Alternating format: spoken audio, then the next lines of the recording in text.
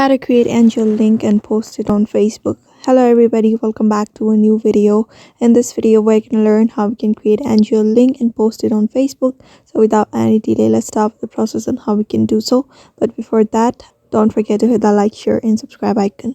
So if you want to copy and paste your link of Angel into your Facebook story or any post, you just need to copy this link from the Angel app. The link is copied. You may directly post it on Instagram, but since we are pasting it on Facebook, there is no direct option on the Angel app. So we're just going to copy the link. After the link is copied, you just need to head over to the Facebook application and you just need to simply log in. So you're just going to paste the link here. Like, you may just create a story or create a post. For now we're going to create a post.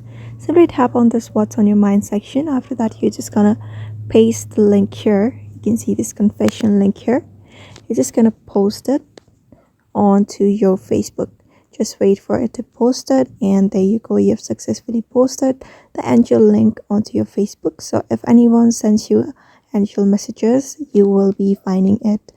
You will know that those are the messages sent from your Facebook. So that's how you basically do it. So I hope this video was helpful to you, and thank you for watching this video.